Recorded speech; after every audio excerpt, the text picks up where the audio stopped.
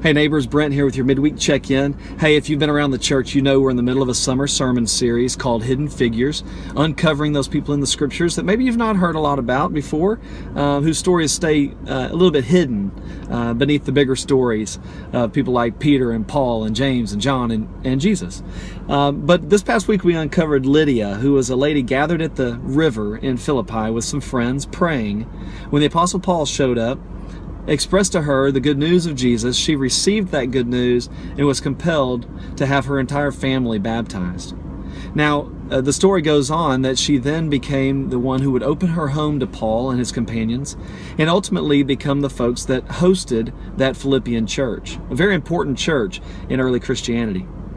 There are also very, very important folks who have been a part of the church at Wood Forest from before it even got going, who even to this day are the hidden figures of the story of our church. I wanted to uncover one of those for you just briefly. It's a really, really good story of a woman who showed up in the Walmart parking lot there in Longview. My son's baseball team was having a car wash, and she and I met and began to have conversation, and as it turns out, she was from Pennsylvania. She was in town because her mother had passed away, and she was there to empty her parents' home and to try to take care of some family business.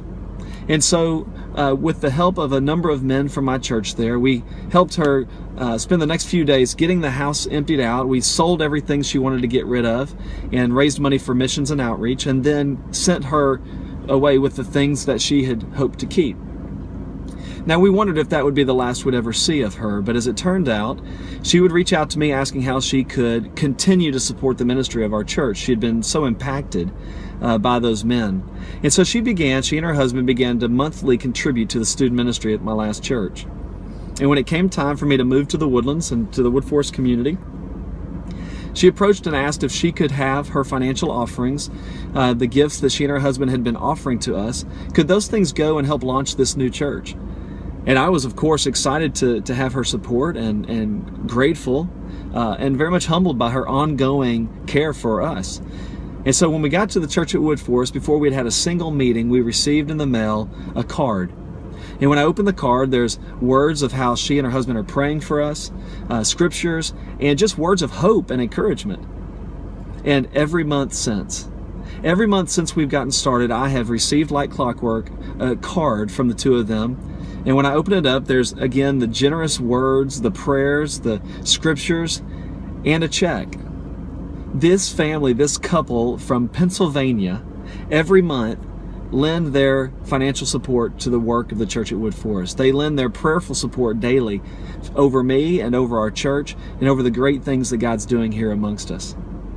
Again, people you will probably never meet, a story that you've likely never heard and maybe will never hear again.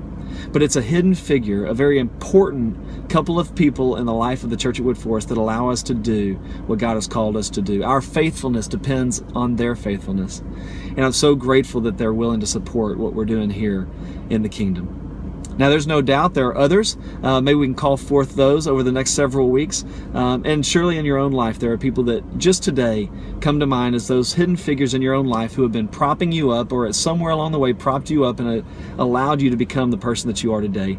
Take a second, write them a note, send them a text, make a phone call, let them know that the contribution they made to your life was not hidden from you. God's going to do some crazy things in our lives and this work around us, and I'm so excited about that and expectant for it. So please come and gather with us this coming Sunday, 10 a.m. there at Stewart, where we again continue to pay attention to what God's doing around us and get ready to receive His invitation to do even more.